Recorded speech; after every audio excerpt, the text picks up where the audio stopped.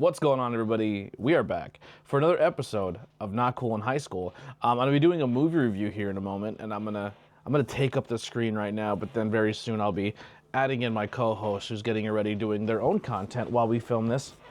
So we're recording two album reviews that are going to be two separate episodes for you guys to check out. But the first one we're recording is Chappell Roan, The Rise and Fall of a Midwest Princess. I don't really know much about them. I just, before the show started, I was kind of reading up and learning some things. I'm very impressed by a lot of it.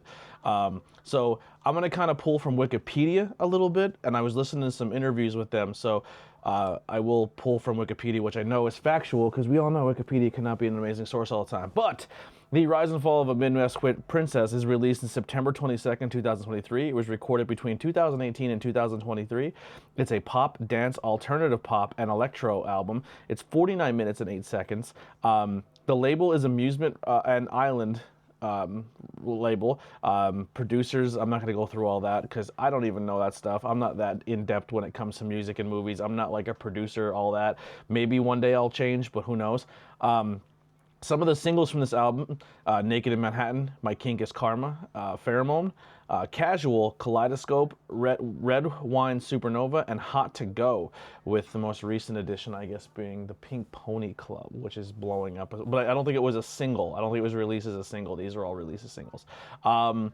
It has pretty decent reviews. 7 out of 9, 85 out of 100. 4 or 5 stars here between all these different places. It's up for tons of awards that we'll get to at the end. So a little bit about the album itself. It was released in September 22, as we talked about, by Amusement and Imprint Records. But when she first started, she was actually signed to Atlantic Records, and she was 18 years old, got pulled from her house and moved to Los Angeles, started doing all of her stuff. And it was like folk-leaning project, but when she started working with the new producer and doing singles like Pink Pony Club and all that stuff, it changed its identity. And she was actually ended up dropped from her label during the pandemic, because it was one of those times where if you weren't making money at that point in time, they didn't keep you. And she had to move back home. She had to get a job back at like her local drive-in. So she went from like signed music label artist to kind of restarting over, which is kind of inspiring, because now she's super young and has a pretty decent head on her shoulders, and she's killing it. And I think she's gonna kill it. She's gonna do really well when it comes to that, because I think once you kind of hit the bottom and then come back up, it's a different experience. But from Missouri. And so around that time too, the album kind of inspired her when it came to her own journey of self-discovery. It navigated love, heartbreak, and the embrace of her own sexual identity. I'm sorry. Themes that would become central to the record. Ronan stated that the rise and fall of a Midwest princess allowed her to come up with the concept and come to acceptance of her queerness, and that her stage name and personal is a character compared to like a Ziggy Stardust or a David Bowie. So will she remain Chappell Roan, or was this character changed throughout the course of her career? Possibly, because that's kind of what she was inspired when it comes to this. But yeah, like I said, up for tons of awards, which we'll get back into more at the end of this. So we're going to go through each song. I'm not going to play the music here, obviously, because I'm not allowed to, but we're going to listen to a song and then kind of cut back in and talk about what we thought of that song. I'm going to keep the recording going the entire time. The editing on this is going to be a nightmare, because Lily's video is going to just go continuously, and it's going to be more inspired by her makeup look. So we're going to take her whole footage from this podcast and time lapse it and give it to her for her content. So make sure you go follow her on WitchCraftsByLilly. And that's pretty much it. I'm going to turn my camera off here and restart, and then bring Lily's camera in, and we're going to talk about this album, why we picked it, and all that great stuff. So give us 1 second and we'll be right back. We're back. Not Cool in High School. Lily has now joined me on screen. Already my camera looks insanely blue. I don't know how I don't. It already did it. I put the pink lights on. I know. It just, I don't know if this camera's just bugging out because of the color, but we're gonna rock with it. So we're gonna be doing Chappell Roan, the Rise and Fall of a Midwest Princess. We're gonna go be on track by track. We're gonna cut the music out so you guys don't hear that and I don't get flagged. But we can't really read a trailer on it. I listened to some interviews by her. I have heard some songs. So what's your first take or our first take on her as an artist without listening to her full album based on the stuff you've heard? Okay, so here's what I'm gonna say is I know that this song came out, or this album rather came out a few years ago. Hot to Go was huge, and it to me was overplayed. I was like, oh my gosh, I don't know who this Chappell Roan is, but like, it was catchy, but it was like I felt like it got overplayed to the point where I was like, I don't even want to listen to the rest of her album, and that was bad on me because now here we are 2 years later, and I'm like, okay, I need to listen to this, and I'm very excited about it now knowing more about her. Yeah, I've heard Hot to Go, but mine I'm gonna go in with my first take of, I think she's very talented. I think I probably have listened to Pink Pony Club more than I've ever listened to Hot to Go, to be completely honest. And I think it's fine. Like, I know, we talked about in the car where like Lily was like, oh, she's the next big thing. This is unbelievable. She's this rise, and I'm like, all right, she's a young 18, 19-year-old girl, maybe younger, older now. I don't know. She's like 25 now. She's what? She's like 25 now. 20, okay, in her 20s. And I'm like, it happens all the time. They bring in a new face, they get them ready, and then they fucking discard them when they no longer are of use. It's hard to, in anything, entertainment, sports, to have longevity, because if you're not performing right then and there, you're gone. Right. And it's even worse now than ever because money is so crazy where if they don't make money immediately, they abandon ship. I think she's very good. I think her voice is very good. From what I heard of Pink Pony Club and Hot to Go, I don't know if, for me, going in firsthand, I don't know if it's much of her voice that's compelling. I think she has a great voice. But I don't think she has a voice that, like, if you listen to her, you're like, oh, that's Chappell Roan. Like, to me, anyway, I don't think I've listened to enough of her that I can pick her voice out of a lineup. I think after you listen to this, Sure, you definitely will be able to. because I consumed more. But also, I will say that I think what makes her allure better is her style, is her art, and her songwriting. I think her songwriting is probably her best attribute to her as a musician. And I think I said this, you were saying, we talked a little bit about her in the car, because I was like, I'm really very quickly falling in love with her. I think she is the next Lady Gaga. I think that she's very much on that same level where she's talented in multiple different facets.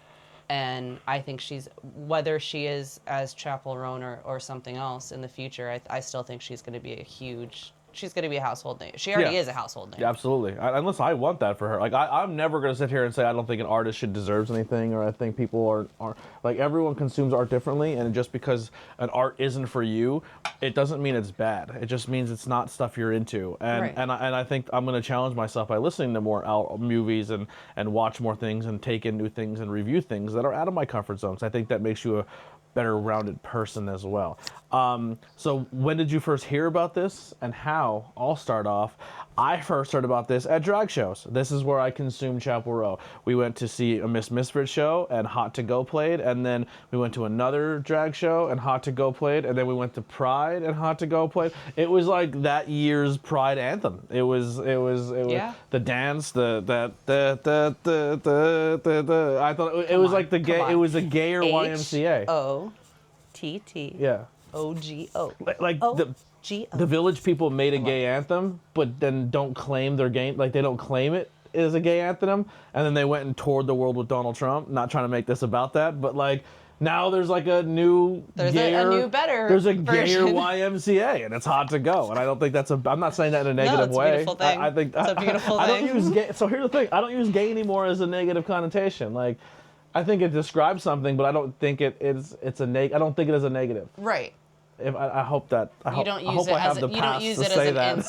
But You don't use it as an it's not insult. as I'm not making it demeaning or lesser than when I Right. say it's gayer. I think people who still use gay in a negative connotation will think In a non-ironic way. I think they'll think I'm doing it that way, but I'm not. Right. When I say something's gay, I mean, oh, that's definitely queer culture. Like, wrestling is gay. Wrestling is so gay. Like, Ghost is gay. Ghost is super gay, and I love it. It's just, yeah, exactly like you said, it's the culture. Yeah. Or even if it's, I don't know if Ghost would identify as gay, but I think they're definitely allies. No, absolutely. 'Cause I don't but know- I mean, I don't know enough about Tobias like to- I'm not saying that Tobias Forge is gay. I'm saying that the concept of Ghost overall is very like, it's very theatrical. It's very dramatic. It's very the gay. devil, and he also the devil. See, Jesus may not like the gays, but the devil loves you. Come home. Yeah, but yeah. So that's where I kind of heard about it. What about you?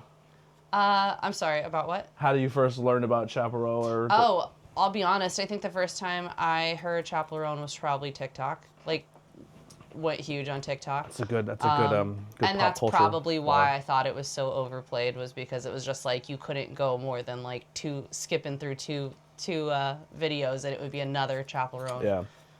like All right. themed thing. Yeah. Well, we're gonna get into it. The first song on this album is called Pheromone. I hope am I saying that right? No, it's Farah Minionen. I'm probably saying that wrong. I don't. Hold on. Yeah, One. you're not moment. helping me out here. One You're moment. not prepared with your phone. Phenomenon, the light, isn't it? No. Is it Hold on. fen? Like it looks like fem. It might be phenomenon. I'm an idiot. It might be that. I'm dumb.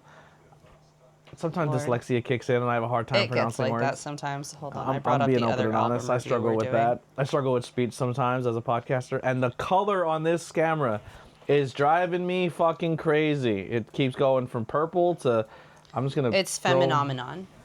All right, Phenomenon. Yeah. Okay, I probably didn't say that right again. All right. You did. You got it that time. All right, so we're gonna go to the first song. This one has 253,000 plays on Spotify. It's 3 minutes and 39 seconds. So, yeah, we'll be right back. I'm gonna, and talk about this song once we're done. All right, we're back. Phenomenon. We're back. What'd you think? I love it. I'm over here like, Have you heard that song before? yes. Well, so full disclosure, I've listened to this whole album. I downloaded it maybe about a month ago, and I've been listening to it on repeat. So. Oh, But okay, I'm excited that we're. So what do doing you get this. out of this song? I think it's very much like get ready because we're coming. Okay. Like I think it's the. I'm not gonna say like you're trying to silence us, but like for being the opening song of the album, it's like that you know fully what to expect from the album. Okay. So I get a few different notes on this, and my perception of what I feel is probably not right, but it is how I feel, and that's what we're here for, right? I'm ABJ. You fucking love me. You're here for my takes. So my take is I get Barbie movie with this song. Like Okay. I feel like realistically, I feel like there's been more of a new woman. Hear me roar, fucking we can do it movement that I think really started. And I know this album was made kind of in that time frame, but for me, when it really caught on was like the Barbie movie, where I feel like women really like stood up and I actually, let me take it back. I think women really started saying go fuck yourself with the overturning of Roe v. Wade. Amen.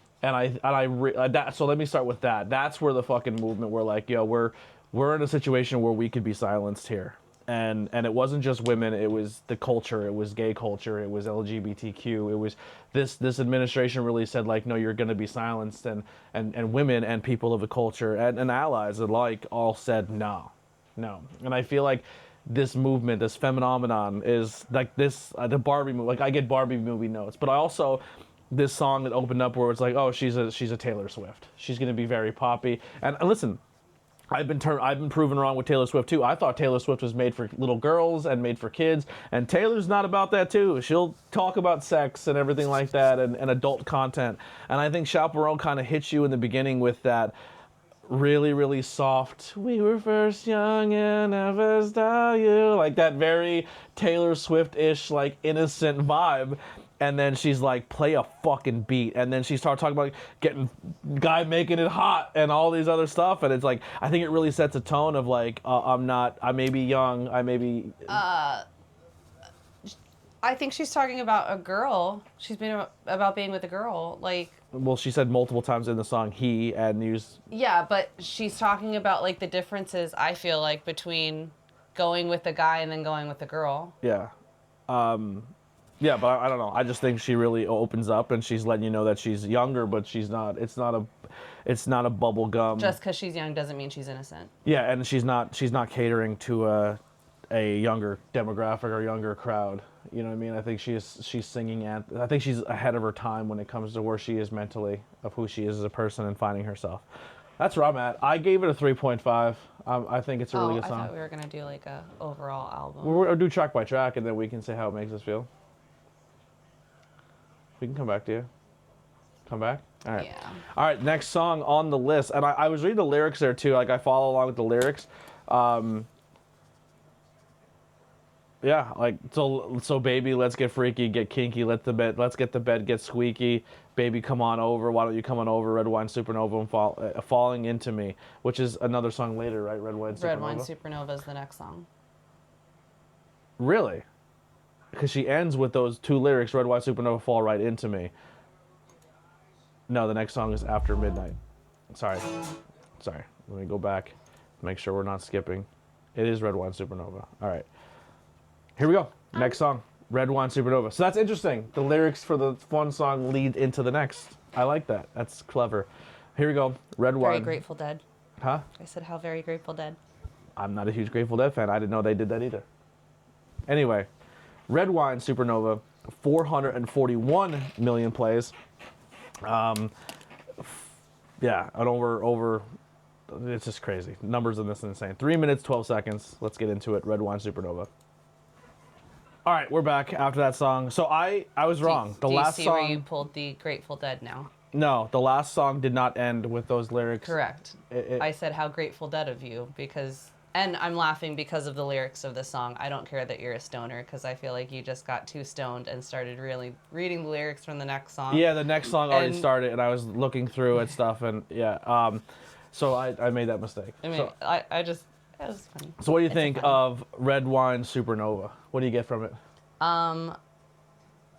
So first of all, I think this is where I kind of pull that Lady Gaga, where I say she gives that Lady Gaga for me, for the song You and I, where it's kind of like starts out as kind of an almost country song and then goes into more of like a pop ballad. Okay. But I love this song. If there's any question if the first song was about a guy, the second one's totally not. 1000% about a girl. Yeah, this one's definitely about a girl. So I think this is definitely she's showing maybe her sexuality is changing and she's thinking about other things or having experiences where she's definitely finding her queerness, which is interesting. I like in the hook when it like the beat is there, but then they replace the beat with an acoustic guitar. You kind of hear it faintly in the background, like like the strumming. I thought that was really cool. Yeah, it's a banger. I give this one also a 3.5. I guess I protect that 4. Yeah. 4s for me are 5. So if you hear me saying 3.5, that's a really really good score on my 5 scale. But I like it. I think it's a bop. It's definitely a song that I can see drag queens performing and dancing to, and not just leaning into the hit songs. Like I think this entire album can be performed. Yes. Okay. I so far I would say Red Wine Supernovas I like more than Phenomenon, but I think they're both good songs. But they still are the same score. Anything else you want to add to this one? No. Nope. Nothing. All right. Well, let's get to the next one, which is going to be After Midnight. All right. This is After Midnight. For me, I get like she's out partying, she's exploring, she's finding herself, she's becoming now like socially active is where I'm getting with this one. And when she's out there, she's really finding out she maybe is bisexual, pansexual, whatever that may lie into. Yeah, she's just partying, she's being young, she's living free, she's finding herself, finding who she is. Maybe, and I know she kind of talked about, maybe I have a little bit of more insight on this because she talked about this song on an interview we listened to where after midnight, nothing good happens after midnight, but for her it was like some of her best times. And I know some people might think, well, that's debauchery and the craziness, but that's part of living and growing up and experiencing the world and experiencing life. And I don't know, I think it was a cool song. I'm also trying to, like, I'm taking notes as I do this, and I don't know how to erase on my when I'm drawing on my notepad, so that's fun. So yeah, After Midnight. What do you think? I think it gives very. It's almost like I don't want to compare her to other people, but it's a very disco-y song. I got disco as well. And almost like I feel like Dua Lipa is in the same vein. It's a very Dua Lipa-y song. It's got that rhythm that wants to, like, it's very catchy, but it's also very easy to just kind of find yourself dancing to it. And I think that the other thing I really like about the song, like you were saying, like she's exploring, but I think she's kind of like not even just exploring, but she's saying like, oh, again, I guess not putting words, but how I take it is like, oh, you think I want to be with a guy? Well, let me switch that up on you. I'll go be with a girl now. You think I'm going to be with a girl? Well, let me switch up on that too, and I'll go be with a guy now. Like it's I'm going to do me, whether you're thinking about me in this way or whatever way you're thinking about me. It doesn't really matter. Yeah. I'm going to do me. I will say this: if someone came up to me at a bar and said, "Hey, can I kiss your girlfriend if you don't mind?" or came up to you and said, "Can I kiss your boyfriend?" that would be my new favorite person. I was like, "What? All right, let's party." No, I thought it was fun. I definitely get that club vibe, and I don't go to a lot of clubs, but that's just, I don't know where I'm at. It's a little fun little banger. I'm into it. I'm also at a 3.5 of this. I didn't hate this song. If it came on, I wouldn't mind it. So far, we're 3 songs in, and I wouldn't mind if this album played like this all the way through. Like, there's not a song that, like, I think is a low moment. I will say this: I get a little Dua Lipa what you're saying there. I still get a lot of Taylor Swift when I hear her, right now, as of now. Do you mean in her voice? Her voice and style, because I think she's very folk poppy. I can't It's disagree not a bad, with it's that. not a bad No, I'm not comparison. saying it's a bad thing. Yeah. I'm just saying I think that I think it's still very different. I could see I can see where you're coming from, but at the same time, I think that when you listen to the lyrics and stuff, like, I think that Taylor Swift does talk a lot about a heartbreak, but a lot about how to be independent, whereas I think Chappell Roan is very like, I'm not going to talk about all the sadness. I'm just here to be like, this is who I am. Mm-hmm.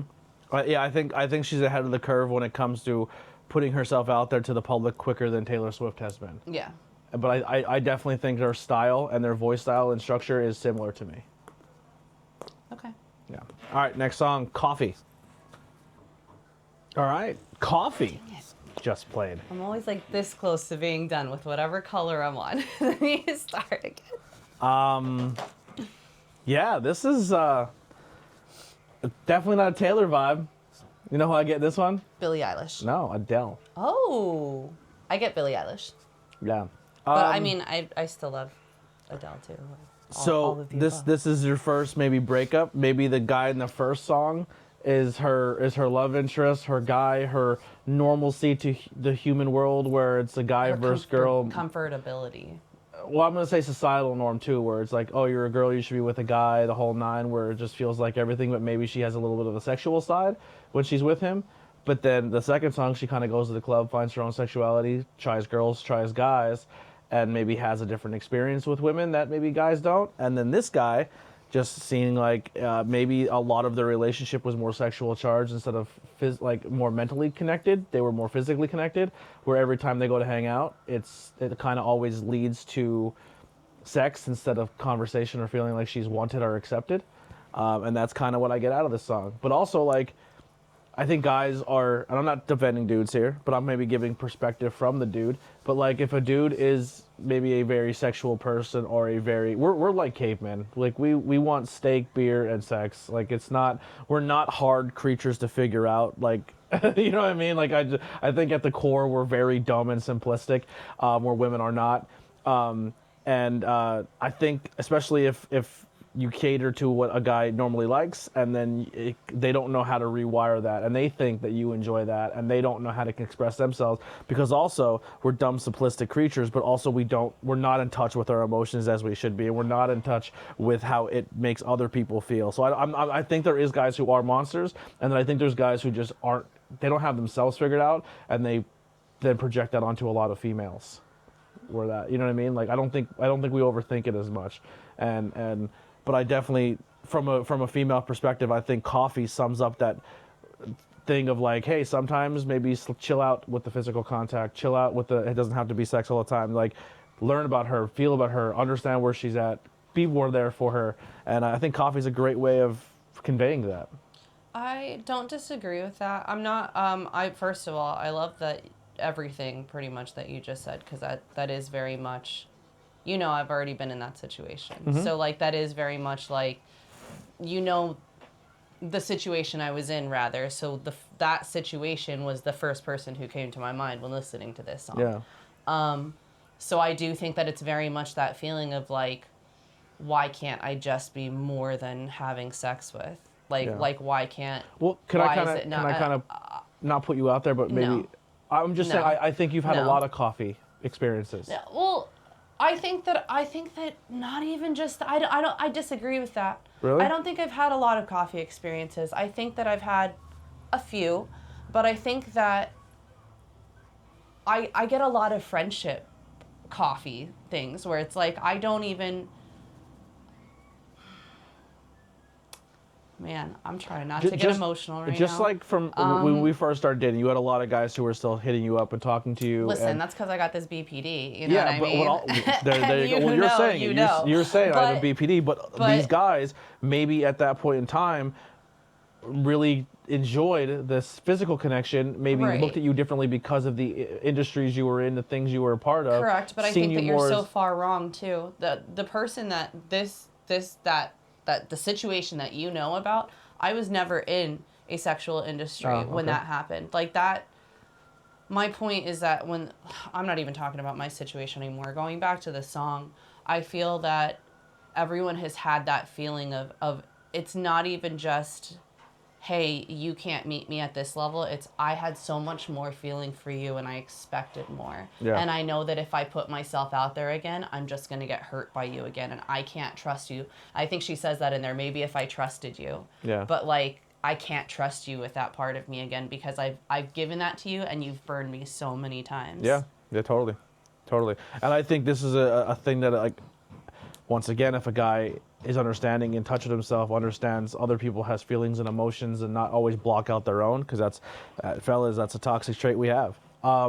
That I think more guys would be receptive to this conversation. But I think a lot of dudes out there, I know, and I don't think it's going to get any better with the climate we're in right now, unfortunately. But I think it is healthy to learn about yourself and learn about just not you or how you conduct yourself to other people around you, but also being understanding of your women. And I think more women should be heard and understood. And I feel like I feel like you just turned this into such a straight thing, and I don't mean that in a bad way. But I mean it is. I mean, I'm coming from a straight perspective. Absolutely. But like, so real quick. I think that everybody should learn about their partners, not just partners. Men learning about. I'm just coming from. Listen, this song's very girl power. The song's very. It is, pride but it's community. also very not. It's very much. We're not talking. Can I just get a thought out real quick? I'm sorry. Sure. I'm just saying this song and this album represents sexuality. This album represents bisexuality, community, womanhood, and a straight dude 9 times out of 10 is not going to listen to this album because it's not their cup of tea. It's not what they want to hear. But I'm saying, as a straight dude who's open-minded, who wants to learn about things, who have put himself in situations to learning about the community and actually listening to women and hearing what they go through, and I'm trying to give the perspective from the other side of the coin. That's all I'm doing. Go ahead, finish what you were saying now. I don't think anywhere in here did she say he. Yes, 100% And she all did. I'm saying is that, like, I think the point here is that, like, anybody can hurt you. And that's what I'm saying, like, even in a friendship way of, like, well, I'm not saying that it's not sexually charged or anything like that, but in the vein of, I'll meet you here, I'll do these things with you because I know that this is where I feel safe with you. And like, I feel that same way with friendships. Like, hey, I'll go hang out with you in a public setting, but I don't want to hang out with you at your house. Yeah. Like, And I stand corrected, she did not say he in that song. My brain just went to he. and that's why I was like, your turn. I didn't mean this, and that's why I was saying I don't mean it in a nasty way, just that like I said, the first time I heard that song, I did initially think of the person that hurt me in that same way, it was a man who made me feel like it was all about sex. And like I said, not saying that this isn't sexually charged, because it definitely is, but listening to it, the more that I listen to it, the more I connect it with other relationships as well, not just that's fair. a sexual relationship. 4 out of 5. I have my first 4. This one honestly brought me to tears the first time I heard it. I would give this one a full 5. Yeah. Good song. All right, next one up is going to be Casual. All right, Casual. Sorry, maybe my straight brain, but this once again feels like a... I think this ties into the last one, though. Yeah, dude. I see this as a straight relationship Like guy, girl? Nope. No? Nope. I see this as like almost like a in the closet. Like let's just keep this on the down low, but I still want everything that like comes in a relationship, but I don't want everybody to know about it. And I was trying to put myself there too, of maybe this girl brings her around, brings her in almost like a girlfriend, but is not willing to tell her family that she is with this girl. Here's a straight dude question right here. Because the lyric that says, I fucked you in the bathroom where you went when we went to dinner. Yes, I would still say I fucked a girl even if I didn't have a penis or a strap on. So that's where my straight brain kicks in. If I went in... I knew that that's exactly what you were gonna ask. Right? I would still so say like if I went into if we went to a bathroom and we just did like, for a guy, fucking a girl is using your dick. Right? But in other relationships, even gay ones, not every dude, I don't think every gay dude considers I have had penetration to a orifice as sex. So if I've been naked with a girl and she didn't have a strap on and we've been doing stuff and both of us come to climax, you fucked. But I didn't use a dildo, or I didn't use. But I'm rewriting. That's what I mean. Like, yeah, that's how I say it. Like, Yeah. like me and her hooked up, we fucked. Like, yeah, whatever. Even if whether I'm, penetrating her. Yeah, penetration. We're talking about that on the podcast. I like this song. Once again, I think there's a lack of communication. Maybe there is the element of the dude where he doesn't know if he wants that commitment, and she kind of wants the commitment, and that's a whole thing there. Or on the other side, we talked about how it can be with, maybe the girl is not open to being gay in front of her family and friends. What if I flip this around on you? Like the way that I read this, or originally listening to it, because I did, like I said, I didn't really listen to her straight out the gate. I kind of got to know more about her, and then I was like, okay, I'm going to give this a second shot. I feel like she wrote this. Not saying that she did, but I almost put myself in the perspective of like, what if she was with the girl and this was the girl writing this note to her as like, you need to come out now. And so you need to just, I'm sitting here introducing you to my family and everything, but we're just keeping it casual. And like, I think that her writing this song was kind of like getting it out. You know what I mean? What are we ranking casual? I would give this song, I'd give this one like a 4. Like listen, this overall album, I know we're going to do this later, but if I could, I would give every one of these a 5. Yeah, I think this song's a 4. This is going to break the 4 for me as well. I think she is a brilliant songwriter. I think earlier when I was reading that she was getting into like folk music, you can tell that because like a lot of folk people write some deep ass shit. Like, she's Midwest, She's from Missouri, right? Yeah, very good songwriter. She kind of has that, like, the tones of like the Midwest. And are still there's lyrics everything. in her songs too that are very explicit, and she's unapologetic for it. But she doesn't make it a big deal when she's saying it in the song, so it doesn't come off as a big deal. But like, it's not like when somebody says like fuck, right? And they're like fuck, like they got to put the emphasis on it. She just kind of is a casual. Yeah. It's just second nature. It's not like let me put the emphasis on it. Yeah. This is just me talking. All right. Well, we just hit 5 songs in. We're at song 6, which is close to the halfway point of this album. There's 14 songs total. So let's get into the next one. What it's Super Graphic Ultra Modern Girl. So super graphic. I'm excited to hear what the fucking lyrics of this one's gonna be. Also on this album, by the way, the last Coffee only 61 million plays, which I know is like only right. But like compared to Red Wine Supernova and then After Midnight has 136 million, Coffee to only have 61, I think is a criminal. I think more people should listen to that song. And maybe some people don't because I think it's maybe people should hear it, and that's usually where it comes into your art, where like the good stuff with substance isn't always going to be consumed. But Casual is back up to the big numbers with 366 million. Super Graphic Ultra Modern Girl, it's going to be at 150 million plays, which is still fucking amazing. Every song has over 1 million plays. That's bonkers. Good for her. All right, here we go. Super Graphic Ultra Modern Girl. All right. Super Graphic Ultra Modern Girl. I feel attacked. I feel attacked in the song as a straight white dude because when I get out of this song, and I don't mean that as I'm actually offended, but what I get out of this song is where normal society of man-woman relationship, and he has to be conservative, and so do you, and we have to be more status quo. and she's young and she doesn't want to be that, and she's finding herself and discovering who she is, and she wants to go to the gay club and fucking pop some drugs and get fucked up and just let her inhibitions go and go on the dance floor and just be inhibitedly herself, where this guy was kind of just like dressed like me, just in jeans and a t-shirt, and doesn't want to dance on the floor because dancing's not for me, and maybe I'm holding her back on her experience, or that guy is holding her back in that experience. I've been that guy. Tell me how you really feel right now. That's what the song gets to me, and I just see her on the dance floor having a good time and just being. She doesn't have to check in with somebody. She doesn't have to make herself feel like she's making other people uncomfortable by being herself, and she's out there having a fucking blast. And this is the song where I said, here's the Gaga, where I feel like the Lady Gaga, like where she's becoming empowered. I feel like this is for me. This is where Chappell just like switched. She broke out She of her opened you cocoon. up. She's out of her cocoon, and she's finding herself, and this is a dope ass song. And I think the bass and the club banger and all that stuff is really, really good. I'm out of 4 for this as well. Yeah, I would give this one a 5. It's a 5. Anything you feel about it?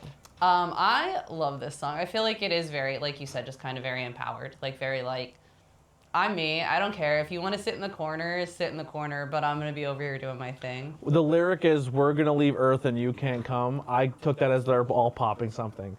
And if you don't want to be a part of that, fine, but we're leaving and see you later. Yeah, absolutely. Like if you don't want to be here, good, because we don't want you here. Don't bring our mood down. Yeah, maybe it's not technically taking something, but maybe just like them going opening on themselves up by being on the dance floor and dancing. Or not even just that, just like saying like, I'm enjoying myself, and if you want to sit there and be a negativity, but do it away from me, because like I'm here to have fun, and that's what I'm gonna do. I have that vibe too. Like when you go to the club and you go to the bar, I try to let you do that. Like if you want to go on the dance floor and have a good time, like it's not my thing, but please go do that. I'd love to see you in that light. But for me, when it comes to my content and wrestling shows, or I go to the bar, or I'm hanging out with my friends, or I'm at for me, I just like to bounce from person to person to person, and it's always hard to maybe bring someone with you or your partner to all bounce around with you. So in those situations where sometimes I offended past relationships or girls or people, or even just friends I bring out. When I'm in public, I just like to, and I just want to feel everyone's energy. I want to talk to everybody. I want to say hi to everybody. I usually have multiple people that I care about in one location, and they may not all be in the same group of friends, or maybe I'm not saying they're not all friends, but everyone kind of goes to their own corner, and I like to bounce between the corners of people because I like everyone there, and it's hard to always have someone tag along. So I think the best way is like, that's my version of being on the dance floor and being myself, and like not tagging somebody along, if that makes sense. Yeah, but you're trying to do that as a loner, though. I don't think that's the same thing. What do you mean? Well, I'm not saying that you're trying to do that as a loner. Like, this is saying, like, all of my friends and me, we're going to go do, like, we're leaving Earth and you can't come, is, like, because you want to be by yourself. Like, you're saying, I'd rather do it by myself than bring people along. Well, no, because I know it makes people feel weird too. Like for me, if I'm hanging out with somebody, if I go hang out with you and a group of your friends, and you guys have 10 years of friendship experience, and you guys like to reminisce and talk about that, and I'm kind of sitting there like, oh, I have no idea what you guys are talking about. That's cool, you know what I mean? But I'm also a conversationalist who will learn more about the situation, where some people are afraid to interject in the conversation, and then they feel left out of everything.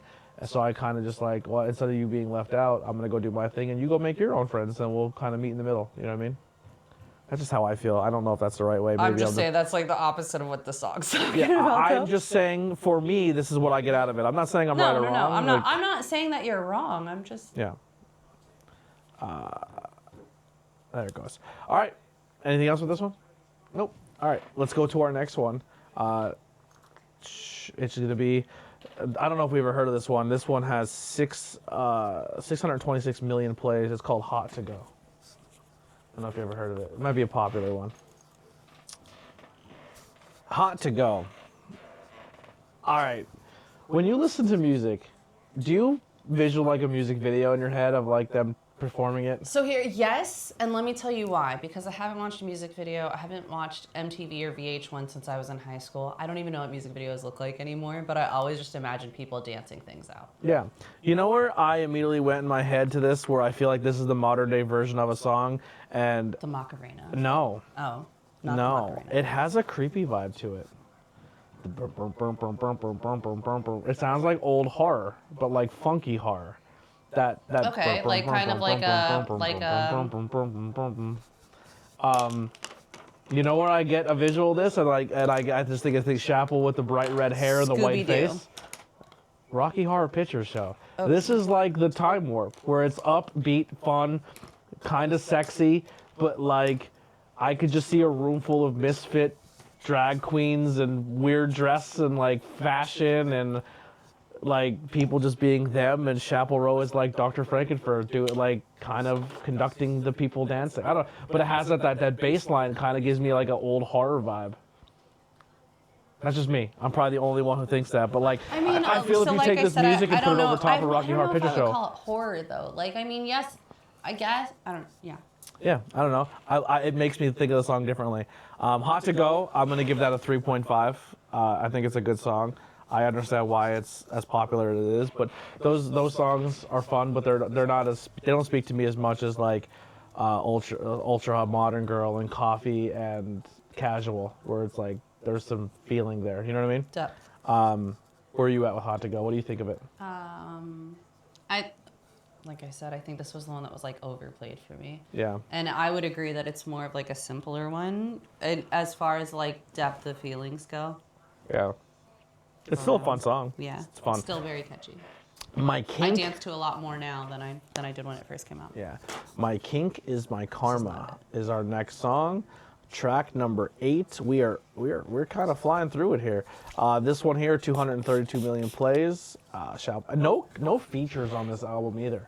Not one collaboration, not one feature. So maybe I'll take a quick break here and open up a little dialogue with you while you're now covering your mouth. Now that I'm almost finished. Yeah. Who would you want to see Chappell Roan collaborate with and make music with? Like, I think the obvious ones is like Gaga, right? You would want to hear her and Gaga collaborate.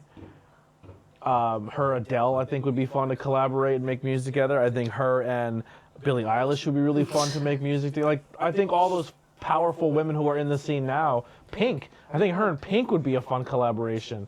What was the other one you said earlier? The girl that you said is giving your vibes with Doja Cat, like her and Doja, her and Megan, like the Stallion. I think that'd be a fun collaboration.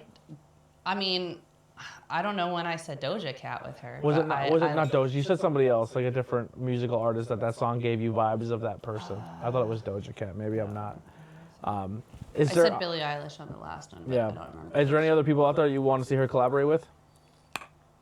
Ashniko. I seen Reading here, and it's the Reading Festival. So that's definitely not one that we're going to be near. So right now she's overseas touring. Right. Yeah. So that's not anything coming up close to us anytime soon. All right. Anything else you want to add before we go to the next one? Collaboration-wise? Ashniko, I said. I heard you. Oh, okay. No, that's it. You said pretty much all of them. Yeah. Interesting. To make a hit album with no features is, I think, in the newer generation, people are like, oh, you're better because you didn't have to have a feature. But I mean, I like when people collaborate. I'm not saying that I don't like when people collaborate, but I think that I like her music because it's not dependent on. We don't need two great people. I think that it's very much like her whole thing is me just being me, and I don't need anybody else to just be me. Okay. I can see that.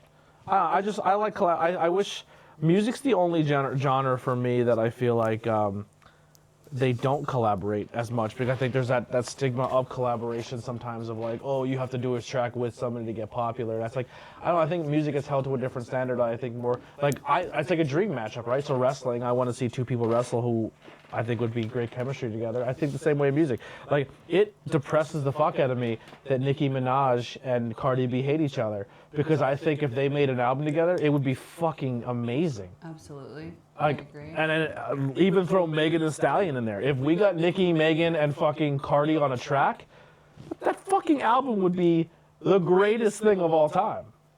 fucking throw a little Kim in there. Like, I think it happens more with rap because of the beefs get too crazy, but rock bands get weird beefy too. Everybody gets beef. Yeah, it's interesting. Swifties versus like it happens in every genre of music. Give me 2 seconds here. We'll be right back. All right, we're back, and we're gonna play our next song. Number 8 on the album is gonna be "My Kink Is My Karma."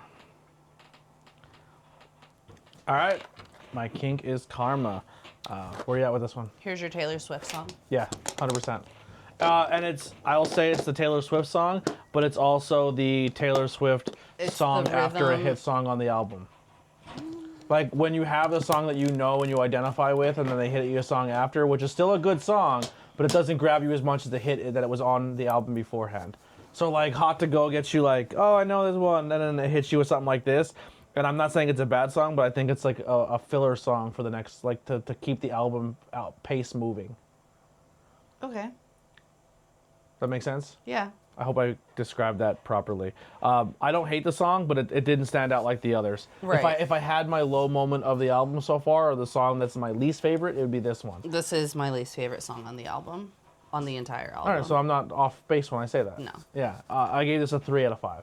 I give this one like a 2. Yeah, I don't think it's bad. I think I still think it's okay, but I still think the songwriting is really good. But I feel like I've heard this song before. That makes sense? Yes. I'm not being hateful when I say No, that. it's just, it sounds like so it's not, You've heard the music already, you've heard the melody already, you've heard the rhythm, the cadence of it. It sounds familiar, so it's harder for me myself to go, okay, let me listen to the words that are here, instead of me going, hold on, let me sing the songs from the other song that I know that has the same rhythm, and I get like the two storylines mixed up, so to speak. Definitely. So anything else with this one before we move on? I think that was it, yeah. All right, next one. Picture You. Picture You. What do you think of this one?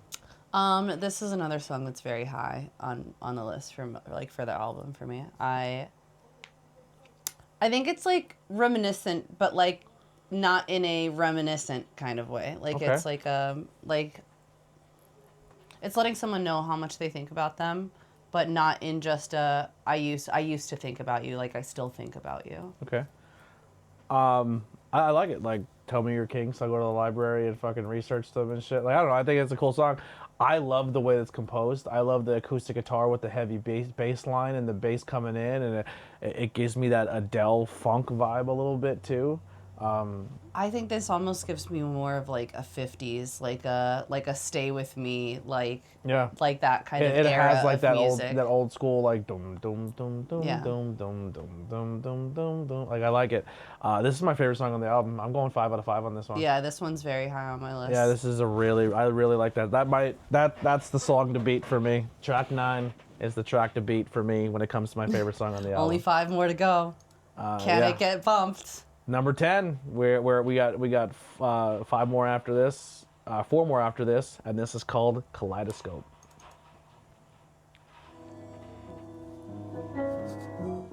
Real quick, cut back in. Picture You, 113 million plays. Kaleidoscope at 57,000 plays. My Kink Is My Karma at 232.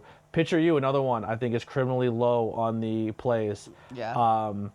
With almost the second lowest, the second lowest track on the album is Kaleidoscope, but with plays. So I'm interested to see how it translates to us, to how the world views it, because it is. I think it's actually it's very telling of who we are as people, because even like when you look at like Not Cool at High School in general, a lot of the movies that people think are trash are the ones that we are more into, because I think it's more on not on a developmental level, but on a understanding level. And I think we are understanding people, and we reach for those deeper meanings where a lot of people just take things at surface level. Yeah. So my 2 favorite songs so far, like Picture Me is still 113,000, which is really, really good. But Coffee is like 61,000, which is the third lowest on the album. With this, so leading into this, Kaleidoscope is what I'm saying. Let's see where what falls for us. All right. Kaleidoscope. What do you think? I want your opinions on this first, because right. I have an idea of like what this means to me. So It's gonna be weird because Kaleidoscope makes me want to up my score on track 8 for My Kink Is My Karma, because I think My Kink Is My Karma, Picture You, and Kaleidoscope are like chapter 1, 2, and 3. Okay. Like I think I don't know. I just think they tell a story there, and I think they all blend together very nice, and I think it puts a nice bow on this little section of the album where I feel like you're kind of telling a little bit of a story. I think this is the song, even though it's the second least played on the album, this is the song I feel like if you're doing a music competition or if you're at karaoke or you're going to do like a solo guitar or a solo piano player, I think this has that very Beatles, Hey Jude, Imagine John Lennon, where it's just a simple piano and just really test song structure and your vocal abilities. And I think this is the song that I think over the test of time of this album will be a song I think will stand stronger than any other thing on this album, because I think it's that song that you're like, I want to be a musician, I want to learn how to sing, I want to invoke emotion and sing a really powerful ballad, but I only need a simple piano to do it. And I think Kaleidoscope nails that for a song. Like, I think if when I hear American Idol or The Voice in the next 10 years, I think this is going to be a song that people sing that is like, it's simple, but it's powerful. 4 out of 5. So now for meaning. Yeah, it seems like there's very confused in the relationship, and are they going back to being friends? Kind of like picture, like, you know what I mean? Like, are they going to remain friends? Are they going to be together? Love is a mysterious thing that you don't understand, but like, love physically maybe doesn't have to end, but you can still be friends. But it's a whirlwind. It's very confusing on what love can be, especially when you're someone who can love, I guess, multiple genders at once. I can't relate to that. You know what I mean? Like, I can relate to that because love to me is different than, I think I perceive love differently. Like, I can love, I'm pansexual when it comes to mental connection. When it comes to, like, not physically. Physically, I'm very heterosexual. But mentally, I think I'm very pansexual. I feel like you should say platonically. I'm just using terms that I don't know. Platonic means with friends. Sure, platonic. But platonically, I'm pansexual. Where I can genuinely love anyone and really get to know them and truly love them for human beings. But when it comes to physical love, I'm very heterosexual. Like, sorry, I don't know. I'm not sorry, but like, yeah. But yeah, love is a kaleidoscope because, like I said, for me, like, love is like, there's a lot of people I love. I love a lot of people on really deep levels, and when people hurt you, even on a friendship level, like, that offends me or hurts me because I love hard. I do love my friends. I do love who I care about. And when I get done dirty, like, it's almost like a breakup. Like, it really bothers me in those ways where I think some people don't connect to people that way, and the only thing they do feel is that physical connection. So maybe I perceive this song differently than others just because I look at love differently. But go ahead. Okay, so I look at this as a song of, I don't know who I am. Not that I don't know who I am, but very much like, you don't need to understand it. Like, no, go back to where you were, because I want to go into those lyrics that you were just at. Nope. In the chorus, she says, when you turn hold on.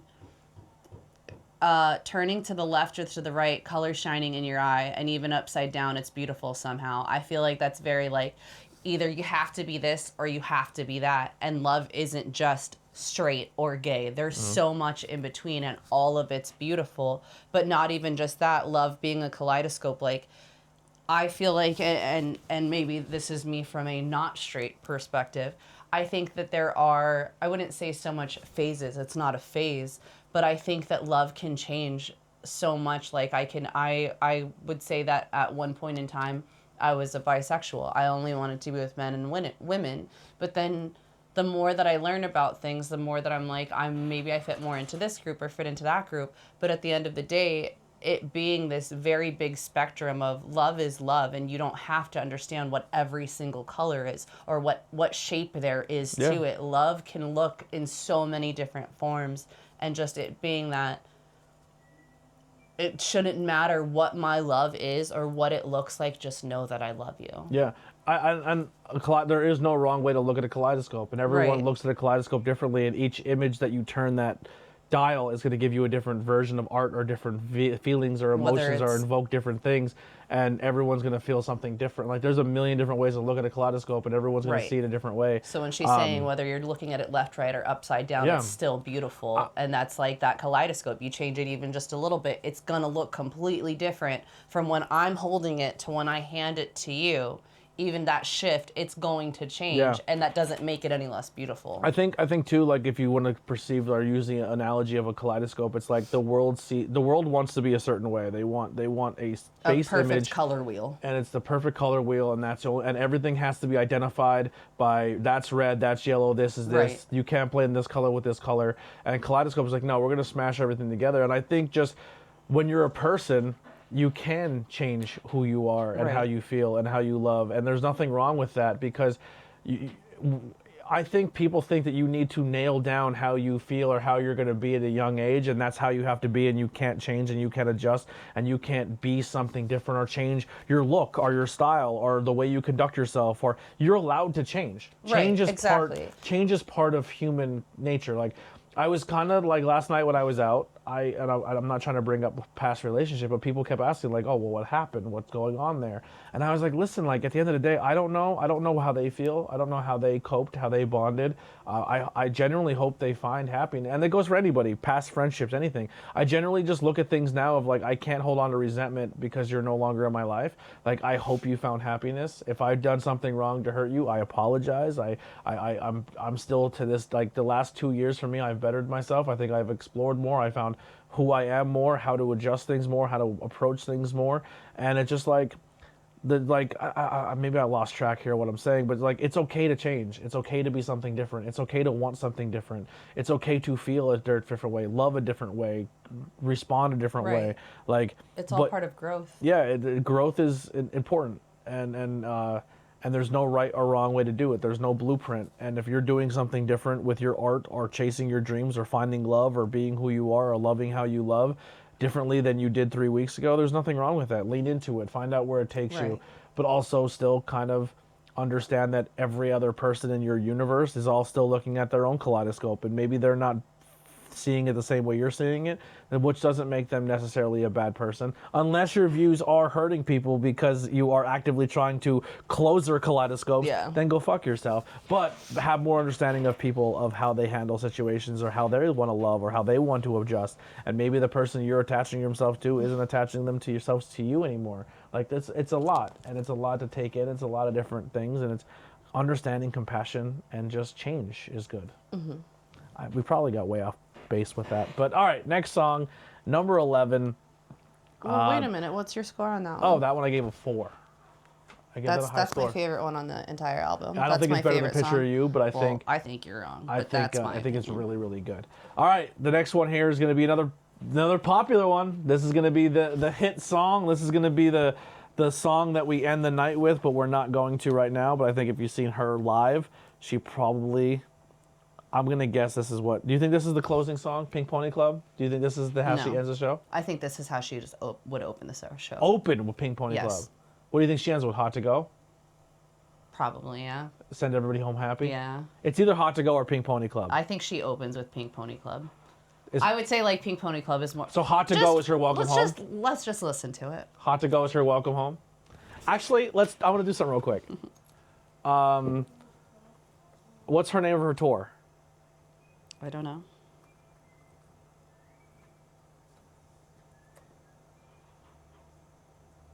Hold on, we're gonna Google this real quick. Not Google, but so Spotify does this cool thing where you can find.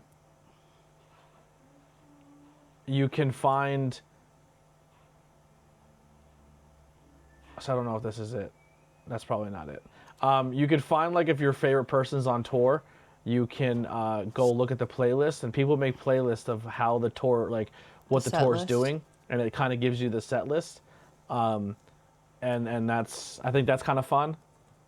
I wouldn't do it on the way to a concert. I think I did that once, and it was a bad move. All right, so she opens the show with Phenomenon. Is how, according to this, Phenomenon. this is the 2004 Chappell Row set list. 2004. Yeah, Was so- she born yet? Huh? 2024. Sorry. The I was like, wait a minute. The 2024 set list. Hot to Go is the 6th song on the set list. They did a Bad Romance cover. So where's Pink Pony Club on it? It ends the show. It's Okay, the cool. closer. Yeah. Let's go. All right. So we were close. One of those two were going to be it. But here we go. Pink Pony Club.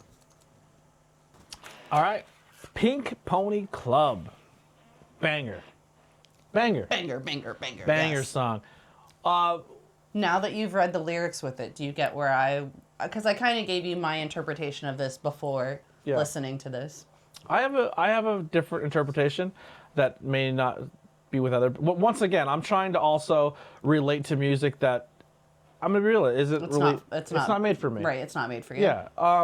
But I think I understand what they identify as a Pink Pony Club. It's like the club. It's the drag shows. It's where it's community. It's the party scene. It's where everyone can be themselves. It's where if you're gay, straight, pan, trans, whatever it may be, everyone's allowed to be there and everyone's allowed to feel happy and they can be club and they can express themselves any way they possibly can, and it's just acceptance. It's where you feel comfortable. It's what you love that maybe other people may not be into. Right. You know. So I'll say this. You know what my Pink Pony Club is? Professional wrestling. Oh, I was going to say the cult. Like, I feel like it's not so much like pro wrestling is too. It's like I feel like it's not so much actually a club. We're not talking about going to the dancing club. It is that, It's a sense of community. It's where you can go and be yourself and be unapologetic. And have a group of your peers that are accepting of you and supportive of you as 100%. Well. And you can let your freak flag fly. You can, it's almost like there's some Pink Pony clubs that we go to where I feel like you can, like the clubs that we go to are kind of, you're accepted however you want to be. You can present yourself however you want to be. You can do whatever you want to do. There's, you know what I mean? Like that could be another version exploring your sexuality of like the club like that too. Sure. Yeah. I don't know what I was saying anymore. Go ahead. The Pink Pony Club, like wrestling. It was what you were saying. I'm sorry. No, I was saying I was saying that like also another part in there that she was saying, or that the lyrics that she brings up are like, I want to leave Tennessee to go to Santa Monica, and then in the second verse she says like, I still see you Tennessee, but Santa Monica, you've been so good to me. And I feel like it's more of not necessarily where obviously she's not actually from Tennessee, but like, but what I mean is that like, it's that sense of that community and they don't care about where you're from or like what people thought about you back then. You can be here now and be with us and we're still going to support you no matter where you came from or where you're going. We got you here. Is there a location on the earth that you have been or that you want to go that you feel is drawing you? Like you want to go to that area and just kind of, you just feel drawn to it? You mean like Hollywood? Anything. Like that scene, feeling of like I want to go location. There? I really, I think that it's gonna sound so wild, but I think that like Transylvania like is huge for me. Like I really want, like I want to go see Spain, like where my family came from and all the stuff like that. But I feel like there's always been something like not just like on a vampire level, but there's always been something that's like I've seen the castles there and just the scenery and the nature and everything around it. Like I feel like I could fully immerse myself there and just be my little goth sad person without being like judged on like, oh, why are you so negative all the time? I'm not. I mean, maybe I am, but I mean like it's kind of just that acceptance. I feel like when people say I want to go to the West Coast or the East Coast or I want to go to New York or I want to go to Florida or I want to go to Hawaii or I want to go to Hollywood or San Francisco. For me, I've always felt that way to the UK. Right. And when I finally got there, like it's gloomy, it's rainy, it's everything, but also there's beauty in it. There's history, there's blue collarness, there's royalty, there's fashion, there's queer culture, there's punk, there's rock. There, like everything about London like drew me. I was like, man, if I ever go there, I feel like I would fit in so well. And then I went and I was like, I would fucking live here. Like now that Jackie lives there and James lives there, I'm like, man, Being there for a week was perfect for me too. Like if I only went for 2 or 3 days, I don't think you would feel that. But being there for a week and just walking the streets and just walking through neighborhoods and towns, it's everything I love about small town Pennsylvania, but having a bigger vibe of a New York where there's so many different cultures there too. And I loved it. Like that's how she was saying I'm being drawn to Santa Monica. I feel that in the song with like the London to me. Yeah. Yeah. A public, you don't need a car. You don't have to rely on things. You can just go and get on a train and go. Maybe that's a big city vibe too that I would like, but where I maybe live on. I would like just freaking public transportation would be nice. You know? Yeah, I want to hang out with my friend today, but my car sucks, or I don't feel like driving. No, I mean like we don't even have a bus. I'll get on a fucking train. We can't even get on a bus where we live. I know, it sucks. There's no buses here. Yeah. But even like getting on the train, like you're kind of people watching and you can meet new people and spark up conversation of like, London has the big city feel of like a New York, I would feel. I've never been in New York City, but also have that, they're not afraid to have a conversation with you, or they're not afraid to stop and have a chat. You know what I mean? Where like New York, everyone's kind of like, get the fuck out of my face. You know what I mean? Like those bigger American city vibes are like, I'm only worried about myself. Like London, I was there and people were like, I want to learn about you. And I was like, I like that feeling. Right. Like, I don't know, I thought it was really cool. I guess I can't say I've really ever experienced that. 4.5 out of 5. I'm not going to give it the full 5. I'm not going to give it a 4. It definitely meets in the middle. I think it's the poppy hit song that it needs to be, but it also has a meaning that people should understand too. Mm-hmm. So I think it has that good crossover of like, picture you, realness, coffee, realness, but also blends in that hot to go, but there's a real meaning here, but it still has that bop feel to it as well. Yeah. Vibe to it. It's a dancey, like Hey Ya. Hey Ya is like a really good song where it's like, oh, there's something happening here. And that's a real serious song. But also we're gonna dance to it. Right. You know what I mean? Like a Pink Shake Pony it like Club. a Polaroid picture, Yeah, you know? Pink Pony Club gives me that vibe too. What about you? Score. It gives me more of this song specifically has like more of an 80s vibe for me, but like I feel like the guitar in it gives me almost like a Guns N' Roses. Okay. But I think at the beginning of the song, it's very much more Bohemian Rhapsody. Like the very slow opening and like not alluding to their mom, like leaving their mom behind. And obviously it's not the same situation, but kind of that like making it from a ballad to like, okay, and now we're going to go in. Yeah, it definitely does change tempo a lot. I like it. It's a banger. I think it's one of those songs I think is people like, it's overplayed, but I like, fuck it, overplay it. I think the world needs it. Pink Pony Club, love you. Naked in Manhattan. Can I go first on this one? You've been. Oh, sorry, you want to go No, first. I mean, like, you're good, go ahead. I was expecting you to, is what I meant. I get, maybe it's just Manhattan and New York and the whole nine, but I get like a Sex and the City vibe. Where like, so I envision like she's with a girl and she's having that like girl, best friend girl vibes, but she has more feelings for the girl than maybe the girl has for her. And she's like, are we just girlfriend? I think girls have this ability that they can be like naked around each other or do things with it around each other, and nobody really fucking cares. Like you're more comfortable with your own body that you can like, you go to the bathroom together or like stuff like that, or like I'm trying on outfits and like not being naked. All right, I'm about to say something. Let me say something real quick. Hold on. No, like, I get what you're saying. Like I feel like girls have a better connection when it comes to guys, where they can do. I think guys can too. I think also like where guys are like, oh, look at my dick, bro. Like there's weird, like I don't know. I'm gonna say something so there could be controversial. crossover tension, but if you're also someone who is into girls, but maybe your girl sees you as just her girly, but not her like. She's not into girls in that way. I feel like there's confusion in this song when she's like, I really like you as a friend, but also like I can fuck you. Like, I don't know, like that's where I kind of see this song. I hope I probably butchered that in my analogy, but go ahead. No, I get what you're saying. I think that, here's my controversial pick. I think guys could do that too, but guys are much more judgmental, where girls 100%. are like, just, hey, just be you. Like, I feel like, now don't get me wrong, girls are girls' worst enemies at the same time. But when you feel comfortable around something, like I don't go to the bathroom with my girlfriend so that I can watch them pee. It's gonna sound like, I don't know, maybe this is just me and my anxieties, but when I go with someone to the bathroom, it's because I don't know what could happen like especially in a club scenario. Yeah. I don't know what could happen on the way to the bathroom or on the way back. So I take my girls with me. But also, as far as the song goes, like, yeah, I would say that this is like we're trying to go off these blurred lines of like, are we just friends? Are we something more? As far as the Sex and the City thing, I would agree that it has kind of that vibe. But it's also, to me, it's very M83.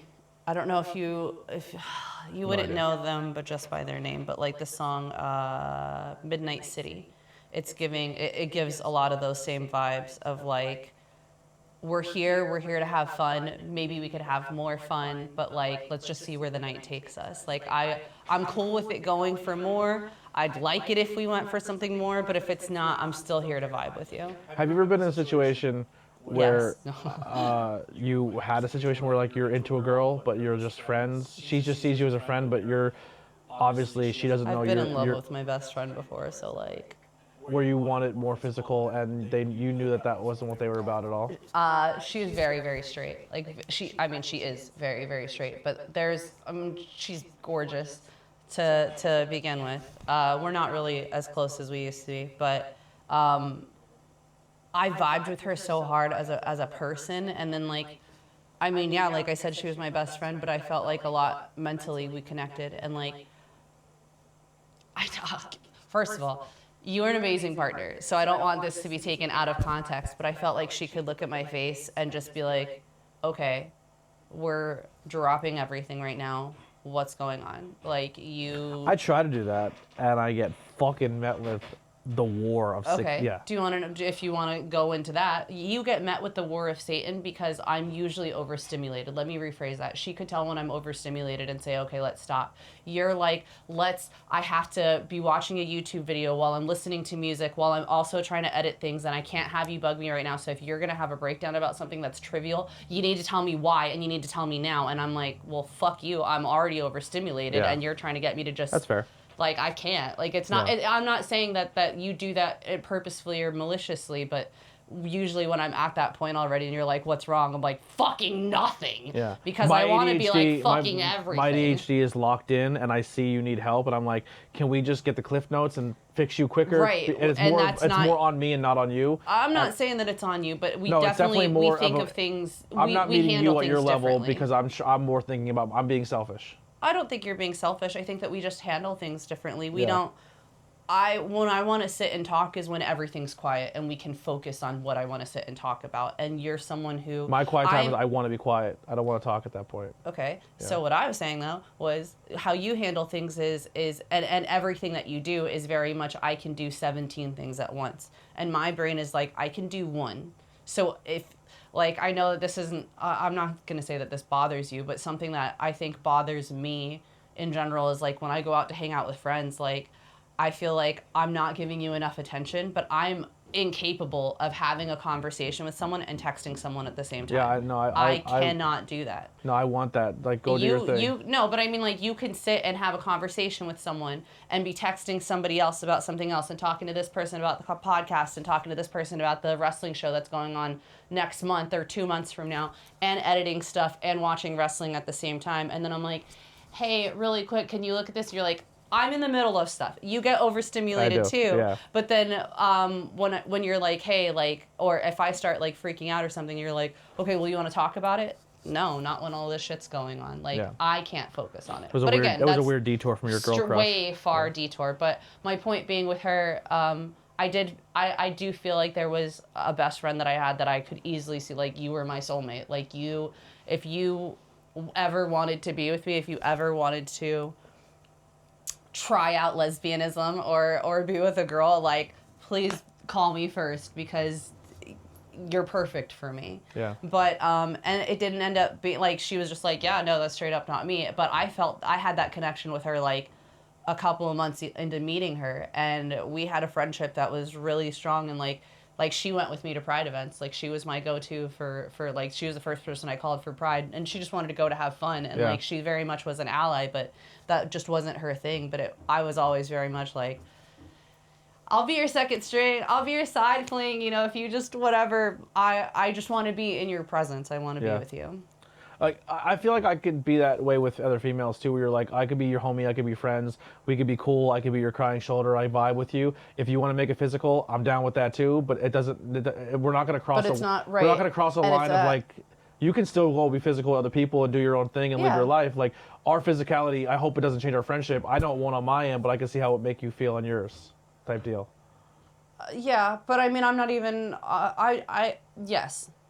Yes, but Like, I if mean, you like and that from where friendship would have but gotten physical, you wouldn't have been like. I'm not even talking about that though. I mean, like, yes, I am, but I'm saying that like that was never. It was never on the table. Yeah, It yeah. wasn't like, hey, I'm hanging out with girls that fuck guys. I was trying to hang out with a girl that fucks guys that I was trying to like. Not that I was trying to, but I wanted her to be interested in a woman. Yeah. Like, if she was interested in a woman, like, I never had a chance. I never had that Yeah, chance. yeah. The only chance that was ever there was that we were ever going to be friends. Yeah. And I'm not saying that that's not a possibility for you with female friends, but I mean, like, there is still kind of a chance that you're hanging out with a straight girl that she might want to fuck a guy, like, have a dick in her. Whereas, like, Yeah. if I'm hanging out with a straight girl, there's pretty much, I couldn't get her to kiss me when she was drunk. Like, it was such a far no for her. Yeah, that's fair. I'm the dude version of that girl. Like, sorry, you're like I'm trying to put myself in the situation of being her. Of like, if it was a dude with me, Yeah. like, a Yeah. gay dude with me. Like, I like you. You're attractive. I like your vibe. I would be with you. But like, I'll be your best friend. I will would love never to do hang out with anything- you, but yeah. it's never gonna happen like that. Yeah. You're like, oh, okay. yeah, that's a Yeah, shitty there you go. feeling, but also I could, But I mean, again, as far as this song goes, I think this is I enjoy this song That's a the lot vibe too. I get from this But song. that is the vibe of like, Yeah. please, I want you. But if you don't want me, it's okay. Like, That's I fine. still just want you to be my friend. Like, I still Absolutely. want you in my life. You still mean a lot to me. another queer culture struggle, I guess. Yeah, Yeah. I'll give it that one. All right. Next song, California. Now, we've already learned that definitely that West Coast is where Chappell, or what do they call her, Shappy or something? I heard the one interview kind of shorten it. I haven't. I'm heard. not cool with her on that level. I'm not going to give her a name that she doesn't. Can I say one other thing really Yeah. quick? So we went. You asked me before about collabs, and the last song, she says, "What is it? Do you want to listen to Lana?" Or Lana. we're listening to Lana, and I'm like, Lana Del Rey. Yes, I need a chaperone with Lana Del Rey, but also I think with Halsey, the last song, Yeah. I think that would be a great Halsey to Halsey be with her, and then. Two other people that were coming to mind while listening to the album were Bishop Briggs, Like a River. Do you know the song? Like a river, right? Yeah. Shut your mouth. I think that would be another good one. And hear me out on this one. Hot take, Paris Paloma. She does feminist songs, but they're very much done in a more serious note. And I think that her and Chappell could like songwrite together. But I feel like Chappell would make it to where I'm not saying that it's more easily digestible. Yeah. Like where people put it on and be like, "Oh, this is catchy, da da da," and then when you're listening to the lyrics, like you're blown I want away. to dive into this, but I think it'll give away something later in the podcast when we do the wrap up. So I'm gonna hold off on my thought with that. But Okay. I see where you're coming from. I do know there's one other person or two other people I would want her to collaborate with. Oh, yeah. But they're more of not her generation, and I think it'd be Sarah Bareilles. fun. Yeah. All right, California. All right, California. What do you think? I think this is very. The grass isn't always greener on the other side. That I wanted it to be all of this, and I was so close to getting there, and I failed. And maybe it's not everything that I dreamt it would be, but it still got me somewhere. But I miss my roots. Yeah. But I also feel like knowing her story now, I think that's exactly what the piece is about. That I had it and I had to give up on all of it, but I still at least got to experience something out of it. Yeah. Yeah, I said in the beginning, I said, oh, California, she's been attached to that place for a while. I wonder how the song plays out, because it seemed like everything you've been hearing, I love California, I love here, I love Santa Monica, I love Hollywood. And then she makes a song called California. You think it's going to be upbeat, positive about California. It's like, no, it was fun. I had some good things. Everything there I'm attached to. Everything I love is there. Everything I want is there. But I miss home. Yeah. And I thought that was a cool song. I gave it a 3.5. I think it is lower on the plays when it comes here. This is where the album really I guess peters out. And I guess when you make an album, you want that. We want to start hot, have a little dip, but keep everything going, and then just ease people out with the end of the album. And I think California is the way to do it. The next song, Guilty Pleasures, is going to be the lowest played song on the album. I don't think California is a bad song. I gave it a 3.5. Same with Naked in Manhattan, where you do see it kind of trickle down here at the end, and the good pacing of an album. And yeah, I thought California was really good. Anything you want to add before we close out with Guilty Pleasure? I think that the other thing I'd like to say about, I can't remember the name of the artist, but the song California. California, here we come, right? Oh, I was thinking California, rest in That's peace. Red Hot Chili Peppers. Yeah. I would know who that is. But I mean that California of like, here I'm coming to it, and it's almost like that soft ballad. I feel like this is almost a reprise to that of like California, like I had all these dreams for you, but take me out now, like the take me out, me out of California, or come get me out. Come get me. Yeah, come pick me up. Come get me, Mom. Yeah. All right. Guilty Pleasures. Guilty Pleasure. She's found someone. She's into the person. And they're teaching her a whole new fucking side of kinks. Here's one for you. Are they? Or does she want to? Maybe a little bit of both.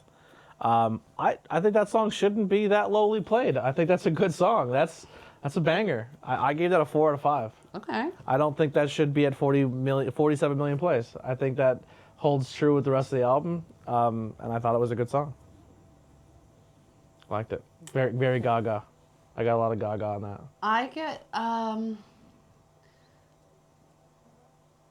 can't think of what it's called. What do you want me to be? It's like the 80s song. You're my obsession. Yeah, Dun, dun, dun, I can feel dun. that too, yeah.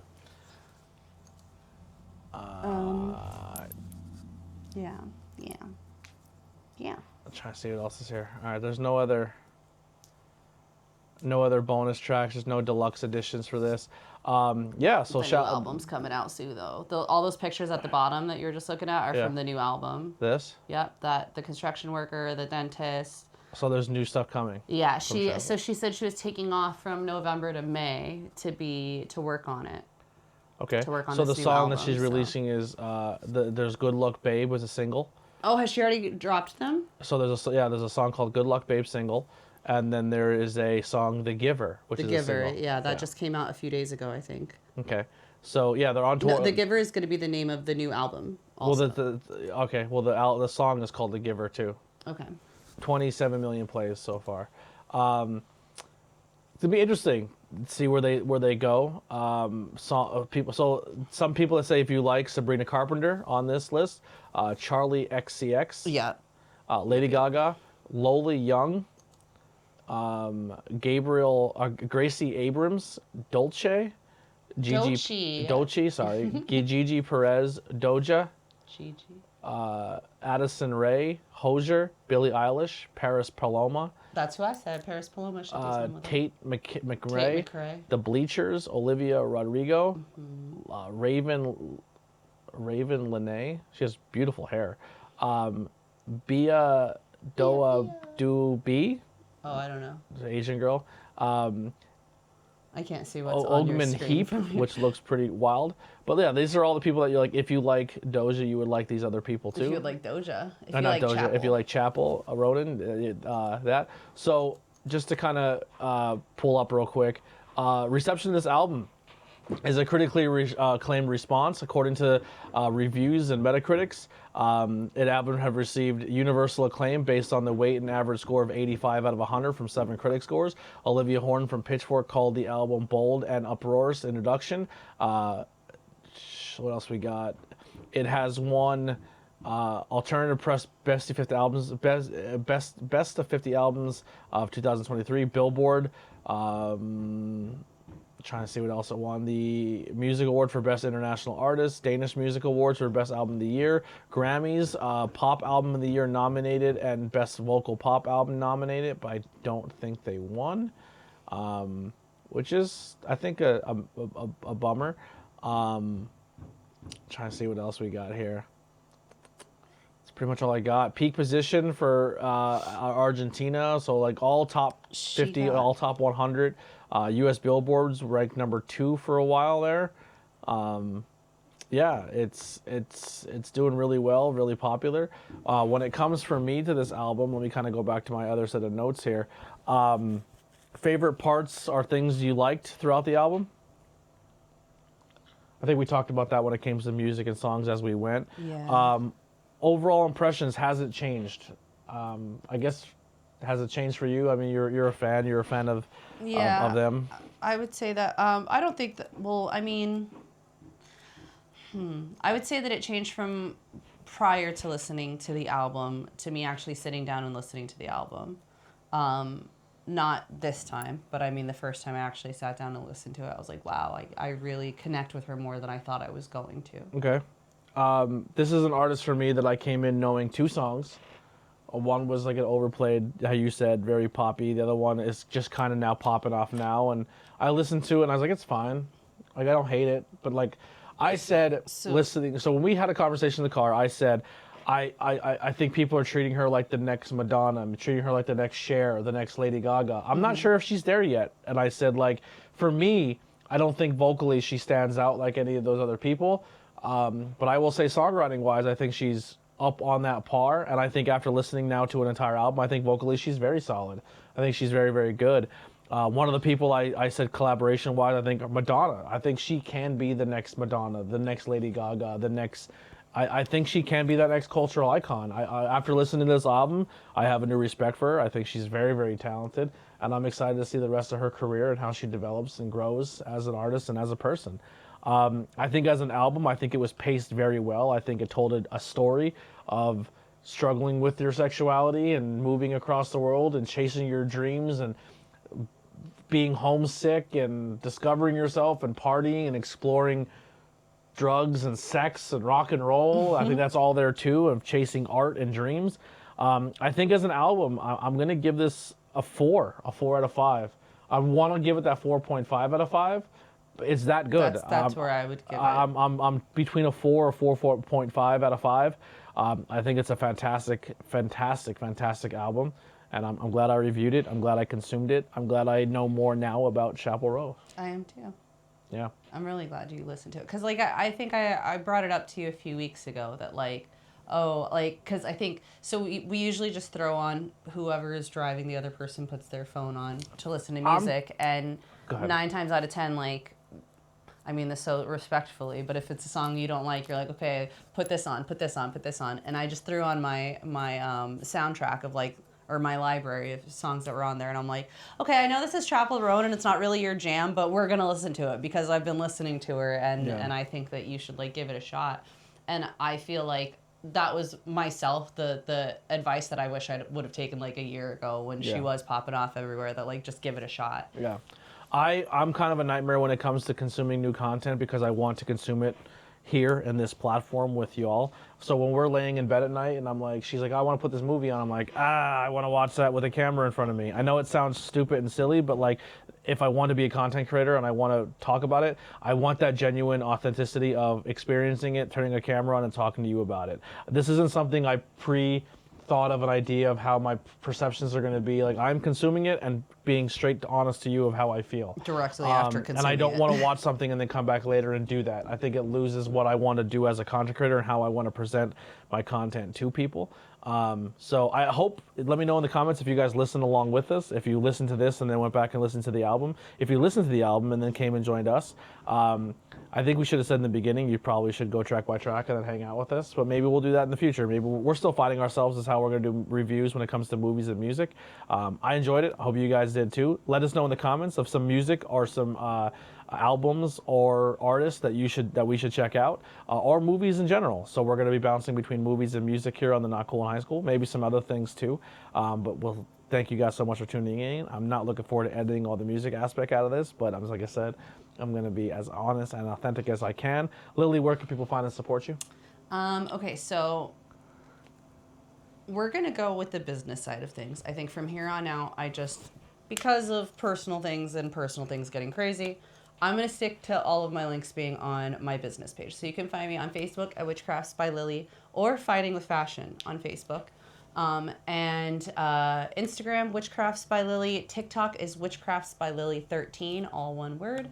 And or you can find me on, you know, a bunch of ABJ's podcasts. I pop in frequently.